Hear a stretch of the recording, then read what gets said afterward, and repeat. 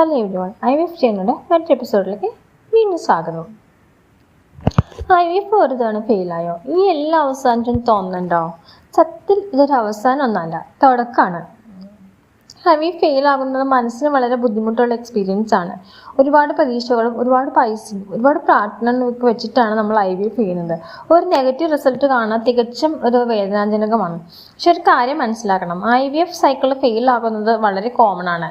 IVF 100% successful ആകുമെന്ന് പറഞ്ഞിട്ട്, അതായത് ഒറ്റ ട്രാൻസ്ഫറിൽ തന്നെ ആകുന്ന ഒരു ഡോക്ടർക്കും ഒരു ഫെർട്ടിലിറ്റി സ്പെഷ്യലിസ്റ്റിനും ഒരു ഹോസ്പിറ്റലിനും നമുക്ക് വാഗ്ദാനം ചെയ്യാൻ പറ്റത്തില്ല. അപ്പോൾ നിങ്ങൾ ഇങ്ങനെയുള്ള സാഹചര്യം ഫേസ് ചെയ്യുമ്പോൾ നിങ്ങൾ ചെയ്യേണ്ട കാര്യം എന്ന് പറഞ്ഞു കഴിഞ്ഞാൽ, ഫസ്റ്റ് പാനിക് ആകരുത്. ആദ്യത്തെ റിയാക്ഷൻ എന്തായാലും പേടിയായിരിക്കും. ഇനി ഒരിക്കലും നമുക്ക് പോസിറ്റീവ് ആകില്ലേ, നമുക്കൊരു കുട്ടി ഉണ്ടാകില്ലേ, അങ്ങനെയൊക്കെ ആയിരിക്കും നമ്മുടെ മനസ്സിലൂടെ കടന്നു പോകുന്നത്. എൻ്റെ മനസ്സിൽ ഇങ്ങനെ തന്നെയാണ് കടന്നു പോയത് കേട്ടോ, എൻ്റെ ഫസ്റ്റ് IVF ഫെയിലായി കഴിഞ്ഞപ്പോഴത്തേക്കും. പക്ഷെ സത്യം പറഞ്ഞാൽ ഒരു സൈക്കിൾ ഫെയിലാകുന്നത് കൊണ്ട് അത് ഫ്യൂച്ചർ സക്സസിനെ ഒരിക്കലും ബാധിക്കില്ല എന്ന് തന്നെയാണ് നിങ്ങൾ മനസ്സിലാക്കേണ്ട സത്യം. അപ്പോൾ ഒന്നാമത് തന്നെ ഫസ്റ്റ് പാനിക് ആകരുത്. സെക്കൻഡ് ആയിട്ടെന്ന് പറഞ്ഞാൽ ഫെയിലിയർ ആകുന്നതിനുള്ള റീസൺ കണ്ടെത്താനായിട്ട് നമുക്ക് ശ്രമിക്കണം. അത് നമ്മൾ റെക്ടിഫൈ ചെയ്ത് പരിഹരിച്ചാലാണ് അടുത്ത സൈക്കിളിൽ നമുക്കത് പോസിറ്റീവ് റിസൾട്ടാക്കി മാറ്റാൻ പറ്റുള്ളൂ. അപ്പോൾ അതുകൊണ്ട് അതിനെപ്പറ്റി ഫെയിലിയർ ആയി കഴിയുമ്പോൾ ഡോക്ടറിനോട് ഡീറ്റെയിൽ ആയി ഡിസ്കസ് ചെയ്യുക. ഒന്നാമതായിട്ട് എംബ്രിയോ ക്വാളിറ്റി ശരിയായിരുന്നോ, ഗുഡ് എംബ്രിയോ ആയിരുന്നോ എന്ന് നമ്മൾ ആദ്യം കൺസിഡർ ചെയ്യണം. പിന്നെ ഇംപ്ലാന്റേഷൻ നടന്നോ ഇല്ലയോ, പിന്നെ യൂട്രസിൻ്റെ ലൈനിങ് തിക്നെസ് കറക്റ്റായിട്ട് ഉണ്ടായിരുന്നോ, അത് കുറവായിരുന്നപ്പോഴാണ് ട്രാൻസ്ഫർ ചെയ്തത്, നമ്മുടെ ഹോർമോൺ ലെവൽസ് എല്ലാം നോർമൽ ആയിരുന്നോ, പിന്നെ ഇതൊക്കെ നമ്മൾ കൺസിഡർ ചെയ്യണം. ഡോക്ടറോട് സംസാരിക്കണം ഈ കാര്യത്തെ പറ്റി. അപ്പോൾ ഇതെല്ലാം നോർമലായിട്ടായിരുന്നു എന്നിട്ടും ഫെയിലിയർ ആയി എന്നൊക്കെയാണോ, അല്ലെങ്കിൽ എന്തെങ്കിലും ഇത് പ്രശ്നം ഉണ്ടായിരുന്നോ, പിന്നെ യൂട്രസിന് സ്ട്രക്ചറൽ അബ്നോർമാലിറ്റീസ് എന്തെങ്കിലും ഉണ്ടായിരുന്നോ, അങ്ങനെ പല പല കാര്യങ്ങളുണ്ട്. ഇപ്പോൾ എന്താ പറയുക, IVF സക്സസിനെ ആശ്രയിക്കുന്ന പല പല കാര്യങ്ങളുണ്ട്. ഇതൊക്കെ എൻ്റെ കഴിഞ്ഞ വീഡിയോയിൽ ഞാൻ സംസാരിച്ചിട്ടുണ്ട്. ആ വീഡിയോ കാണാത്തവരൊന്ന് പോയി കണ്ടു നോക്കാം കേട്ടോ. അങ്ങനെ ഇതൊക്കെ ഡോക്ടറോട് ഡിസ്കസ് ചെയ്ത ശേഷം, അതായത് റിപ്പീറ്റഡ് നിങ്ങൾക്ക് ഒരു സൈക്കിൾ അല്ല റെക്കറൻ്റ് ആയിട്ട് IVF ഫെയിലർ ആണെങ്കിൽ ഡോക്ടർ പല പല ടെസ്റ്റുകൾ നമുക്ക് സജസ്റ്റ് ചെയ്യാൻ സാധ്യതയുണ്ട്. ഫസ്റ്റ് വൺ വരെ എറാ ടെസ്റ്റ് എന്ന് പറയും. ഇംപ്ലാന്റേഷൻ ടൈമിംഗ് കണ്ടെത്താൻ വേണ്ടിയൊരു ടെസ്റ്റാണ്. എറാ ടെസ്റ്റിനെ പറ്റി ഞാൻ വിശദമായിട്ട് വീഡിയോ പിന്നീട് ചെയ്യുന്നതായിരിക്കും കേട്ടോ. എറാ ടെസ്റ്റ് ചെയ്യും. പിന്നെ ഹിസ്റ്റോസ്കോപ്പി ചെയ്യും. അതായത് യൂട്രസിൻ്റെ ഉള്ളിൽ സ്ട്രക്ചർ അബ്നോർമാലിറ്റീസ് അല്ല വല്ല ഫൈബ്രോയിഡ് പോളിപ്പ് അങ്ങനെ എന്തെങ്കിലും ഉണ്ടാണെങ്കിൽ കണ്ടെത്താം. അത് യൂട്രസ് ഒന്ന് പരിശോധിക്കാൻ വേണ്ടിയിട്ട് ചില സെൻറ്റേഴ്സൊക്കെ തന്നെ എംബ്രിയോ ട്രാൻസ്ഫറിന് മുന്നായിട്ട് ഹിസ്റ്റോസ്കോപ്പി ചെയ്യിക്കാറുണ്ട്. അപ്പോൾ എൻ്റെ കേസിൽ ഞാൻ ഹിസ്റ്റോസ്കോപ്പി ചെയ്തിട്ടുണ്ടായിരുന്നില്ല കേട്ടോ. സ്കാൻ ചെയ്തപ്പോൾ അങ്ങനെ പ്രത്യേകിച്ച് പ്രശ്നങ്ങളൊന്നും കണ്ടെത്തിയിട്ടുണ്ടായില്ല ഹിസ്റ്റോസ്കോപ്പി ചെയ്യാൻ പാകത്തിന്. അതുകൊണ്ട് ഹിസ്റ്റോസ്കോപ്പി ചെയ്യാതെയാണ് ഞാൻ ട്രാൻസ്ഫർ ചെയ്തത്. എന്നിട്ടും പോസിറ്റീവായി കേട്ടോ. അപ്പോൾ അതുകൊണ്ട് എല്ലാവർക്കും ഹിസ്റ്റോസ്കോപ്പി നിർബന്ധമല്ല, അത് മനസ്സിലാക്കാം. പിന്നെ PGD ടെസ്റ്റ്, അതായത് എംബ്രിയോ ജെനറ്റിക് അബ്നോർമാലിറ്റീസ്, നമ്മൾ നോക്കുമ്പോൾ A ഗ്രേഡ് എന്നൊക്കെ പറഞ്ഞാലും ഗുഡ് എന്നൊക്കെ പറഞ്ഞാലും മൈക്രോസ്കോപ്പിക്കിലോട്ട് നോക്കുമ്പോൾ കാണുമ്പോൾ ഭംഗിയാണ്. അപ്പോൾ ഉള്ളിൽ എന്തെങ്കിലും പ്രശ്നം ഉണ്ടോ എന്ന് അറിയില്ല. സ്ട്രക്ചറൽ അബ്നോർമാലിറ്റി, ജെനറ്റിക് അബ്നോർമാലിറ്റീസ് അങ്ങനെ എന്തെങ്കിലും ഉണ്ടോ എന്ന് അറിയില്ല. അതറിയുന്നതിന് വേണ്ടിയിട്ടാണ് PGD ടെസ്റ്റ് എന്ന് പറയുന്നത്. പിന്നെ ഇൻഫെക്ഷൻ സ്ക്രീനിങ്, എന്തെങ്കിലും തരത്തിലുള്ള സൈലന്റ് ഇൻഫെക്ഷൻ ഉണ്ടോ എന്ന് അറിയാൻ വേണ്ടിയിട്ട് ഇൻഫെക്ഷൻ സ്ക്രീനിങ്, ഇതും കൂടി നിങ്ങൾ ഡോക്ടർ സജസ്റ്റ് ചെയ്യാൻ സാധ്യതയുണ്ട് റെക്കറന്റ് IVF ഫെയിലർ ആയിട്ടുള്ള പേഷ്യൻസിന് കേട്ടോ. അപ്പോൾ അത് നിങ്ങളുടെ കണ്ടീഷൻസ് കൃത്യമായിട്ട് അറിയാം ഡോക്ടറാണ്. അപ്പോൾ ഒരു സൈക്കിൾ ഫെയിലർ ആയെന്ന് പറഞ്ഞാൽ എന്താ പറയുക, സെൻറ്റി അടിച്ചിരിക്കാതെ ഡോക്ടറുടെ നമ്മൾ ഡീറ്റെയിൽ ആയിട്ട് സംസാരിക്കുക. എന്നിട്ട് എന്താണെന്ന് വെച്ച് കഴിഞ്ഞാൽ കാര്യങ്ങളൊക്കെ ചെയ്യാം കേട്ടോ. പിന്നെ അപ്പോൾ എന്താ പറയുക, ഫസ്റ്റ് ഞാൻ പറഞ്ഞു പാനിക് ആകരുത്. സെക്കൻഡ് നമ്മൾ ഡോക്ടറായിട്ട് ഡിസ്കസ് ചെയ്യുക, എന്തൊക്കെ കാര്യങ്ങൾ എല്ലാം നോർമലാണെന്ന് നമുക്ക് ഡിസ്കസ് ചെയ്യുക. പിന്നെ ടെസ്റ്റുകൾ, ഇനി അടുത്തതായിട്ട് ചെയ്യേണ്ട ടെസ്റ്റുകൾ ഇപ്പോൾ ഞാൻ പറഞ്ഞു, അതിനെപ്പറ്റി ചെയ്യാൻ നോക്കുക. പിന്നെ ലാസ്റ്റ് സ്റ്റെപ്പ് 4 എന്ന് പറയുമ്പോഴത്തേക്കും നിങ്ങൾ സ്വന്തമായിട്ട് നിങ്ങളുടെ ബോഡിനെ പ്രിപ്പയർ ചെയ്യുക. അതായത് നെക്സ്റ്റ് സൈക്കിൾ ട്രാൻസ്ഫർ ചെയ്യുന്നതിനും നമ്മൾ മനസ്സും ശരീരവും റെഡി ആയിട്ടിരിക്കണമെന്ന് പറയുമല്ലോ. ഫസ്റ്റ് നമ്മൾ ഒന്നെന്ന് പറഞ്ഞാൽ നിങ്ങൾക്ക് വേണമെങ്കിൽ ഒന്ന് ഡിവോമിങ് ഒക്കെ ചെയ്യാം. പിന്നെ വെയിറ്റ് കൂടുതലുള്ള ആൾക്കാർക്ക് വെയിറ്റ് കുറയ്ക്കാം. പിന്നെ PCOS, തൈറോയിഡ്, ഷുഗർ അങ്ങനെയുള്ള ആൾക്കാർക്ക് അത് നോർമലാക്കാനായിട്ട് ശ്രമിക്കാം. അപ്പോൾ ഇതെല്ലാം നോർമലായിട്ട് മാത്രമേ ട്രാൻസ്ഫർ ചെയ്യാം, പെട്ടെന്ന് ട്രാൻസ്ഫർ ചെയ്തിട്ട് കാര്യമില്ല കേട്ടോ.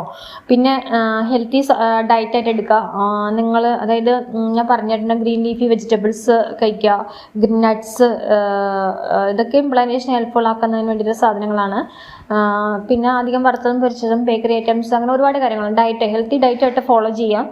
പിന്നെ ഡോക്ടേഴ്സ് നമുക്ക് സപ്ലിമെൻറ്റ്സ് തന്നിട്ടുണ്ടാകും. വിറ്റാമിൻസ് ഞാൻ കഴിച്ചിട്ടുണ്ട്, വിറ്റാമിൻ C, വിറ്റാമിൻ D, പിന്നെ DHE എന്ന് പറഞ്ഞ ടാബ്ലറ്റ് ഉണ്ടായിരുന്നു, ഫോളിക് ആസിഡ്, പിന്നെ എല്ലാവർക്കും ഉള്ളല്ലോ പ്രൊജസ്ട്രോൺ, പിന്നെ എന്താ പറയുക ലൈനിങ് റെഡിയാക്കാൻ വേണ്ടിയിട്ട് ഈസ്ട്രജൻ. ഇത്ര ഞാൻ ചെയ്തിട്ടുണ്ടായിരുന്നു കേട്ടോ. സപ്ലിമെൻറ്റ്സിന് vitamin C A, vitamin D ഒക്കെയാണ് മെയിനായിട്ട്, ഫോളിക് ആസിഡ് ഇതാണ് ചെയ്യുന്നത്. പിന്നെ DHയും ചെയ്ത് കഴിച്ചിട്ടുണ്ടായിരുന്നു. പിന്നെ ഞാൻ എപ്പോഴും പറയുന്ന പോലെ കൃത്യസമയത്ത് ഉറങ്ങുക.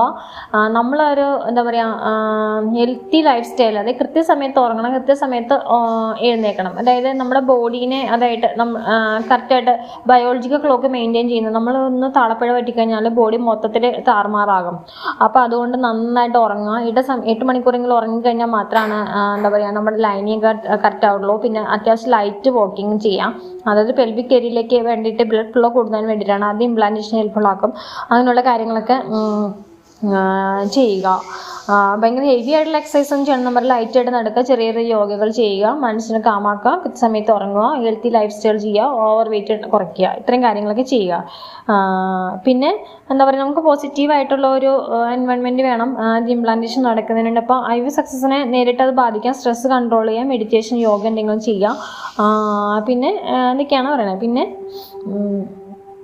എന്താ പറയുക നമ്മൾ പിന്നെ അടുത്തെന്ന് പറഞ്ഞാൽ നെക്സ്റ്റ് സ്മാർട്ടായിട്ട് ട്രീറ്റ്മെൻറ്റ് ചെയ്യുക. നമ്മൾ പെട്ടെന്ന് നിരാശപ്പെട്ടെല്ലാം ഇട്ടിട്ട് പോകരുത്. അത് ഈ ഇൻഫെർട്ടിലിറ്റി ട്രീറ്റ്മെൻറ്റ് ചെയ്യുന്ന എല്ലാവരെയും ബാധിക്കുന്ന ഒരു കാര്യമാണ്.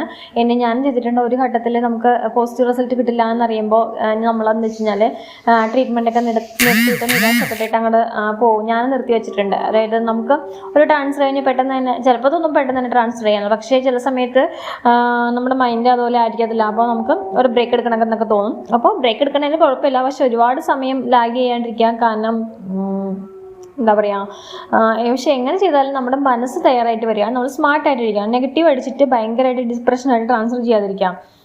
പിന്നെ എപ്പോഴും കഴിഞ്ഞ തവണ ചെയ്ത പ്രോട്ടോക്കോൾ ആയിരിക്കില്ല അടുത്ത ഡോക്ടർ നമുക്ക് ഡിസൈഡ് ചെയ്യാം. ഡോക്ടറോട് സംസാരിക്കാതെ ഏത് പ്രോട്ടോക്കോളാണ് വേണ്ടതെന്ന്. നിങ്ങളുടെ ബോഡി അത് അക്സെപ്റ്റ് ചെയ്തില്ല എന്ന് വെച്ചാൽ ഡോക്ടർ ചില പ്രോട്ടോക്കോൾ മാറ്റാൻ സാധ്യതയുണ്ട്. അപ്പോൾ അതുകൊണ്ട് അതേപ്പറ്റി ഇവിടെ സംസാരിക്കാം. എന്ത് കരുതനായാലും നമ്മുടെ ഡൗട്ട്സ് ജെന്യുവിനായിട്ട് ഡോക്ടറെ ഡിസ്കസ് ചെയ്തിട്ട് നമ്മുടെ പ്രശ്നം എന്താണ് ഇൻഡിവിജ്വൽ കെയർ കിട്ടുന്ന സ്ഥലത്ത് പോയിട്ട് ചെയ്യാം. പിന്നെ IVF ഫെയിലായി എന്ന് പറഞ്ഞതുകൊണ്ട് മാത്രം എന്താ പറയുക നിങ്ങൾ വീക്കല്ലെന്ന്. അപ്പം ചിലർ വിചാരിക്കും നമ്മുടെ ഭാഗത്ത് നിന്ന് എന്തെങ്കിലും ചെയ്യാത്തത് കൊണ്ടാണ്, അല്ലെങ്കിൽ നമ്മുടെ അശ്രദ്ധക്കുറവാണ്ടാണ് IVF ഫെയിലായി എന്ന് വിചാരിക്കും. പക്ഷെ അങ്ങനെയൊന്നുമല്ല. IVF ഫെയിലായതുകൊണ്ട് നിങ്ങൾ വീക്കൊന്നുമല്ല. അപ്പോൾ നമ്മൾ ഇതിനകം തന്നെ ഈ IVF ചെയ്യാന്ന് പറഞ്ഞാൽ തന്നെ ബോഡി പ്രിപ്പയർ ചെയ്യാൻ തന്നെ വലിയൊരു ഫൈറ്റാണ്. അപ്പോൾ നിങ്ങളതെല്ലാം ചെയ്തുകൊണ്ടിരിക്കുകയാണ്. പിന്നെ അതുപോലെ തന്നെ നമ്മുടെ ബോഡി പോസിറ്റീവ് ആണെങ്കിൽ അതിന് വേണ്ടിയിട്ട് ധാരാളം തയ്യാറെടുപ്പ് തന്നെ നമ്മുടെ ബോഡി അതിനുവേണ്ടി തയ്യാറെടുത്തുകൊണ്ടിരിക്കുകയാണ്. അപ്പോൾ അതുകൊണ്ട് ആ ജേണിയിൽ നമ്മൾ എന്താ പറയുക ഓവറായിട്ട് ബോഡീനെ സ്ട്രെസ് ചെയ്യരുത്, സ്ട്രെയിൻ ചെയ്യരുത്. നമ്മൾ കാമായിട്ട് പോസിറ്റീവ് റിസൾട്ട് ആകും എന്ന് വിചാരിച്ചിട്ട് ഇരിക്കുക. പിന്നെ IVF ഫെയിലാകുന്നത് നമുക്ക് എന്താ പറയുക IVF ഫെയിലാകുന്ന ഫുൾ സ്റ്റോപ്പ്, ഒന്നിൻ്റെ ഒരു ഫുൾ സ്റ്റോപ്പ് അല്ല, അതൊരു കോമ മാത്രമാണ്. തുടർക്കഥയായിരിക്കും, തുടർന്നുകൊണ്ടേയിരിക്കും. ശരിയായ കാരണം കണ്ടെത്തി നിങ്ങൾ ശ്രമിച്ചു കഴിഞ്ഞാൽ അടുത്ത ശ്രമം നിങ്ങൾക്ക് സക്സസ് ആകും. അപ്പോൾ എൻ്റെ കേസ് നിങ്ങൾക്ക് അറിയായിരിക്കും. എൻ്റെ 3ാമത്തെ ട്രാൻസ്ഫറിലാണ് നമുക്ക് പോസിറ്റീവ് ആയത്, കുഞ്ഞാവ് ഇങ്ങോട്ട് വന്നത്. അപ്പോൾ ആർക്കും നെഗറ്റീവ് ആവുമെന്നൊന്നും പറയാൻ പറ്റില്ല. എല്ലാവർക്കും എപ്പോൾ വേണമെങ്കിലും പോസിറ്റീവ് ആകാം. അതിനൊരു സമയം വരും. അപ്പോൾ അതിനായിട്ട് നിങ്ങൾ കാത്തിരിക്കുക. പിന്നെ ഇത്തരത്തിലുള്ള ഫെർട്ടിലിറ്റി അവയർനെസ് സംബന്ധമായ വീഡിയോകൾക്കാണ് ഈ ചാനൽ സബ്സ്ക്രൈബ് ചെയ്യുക, ഷെയർ ചെയ്യുക. അപ്പോൾ okay, thank you for watching.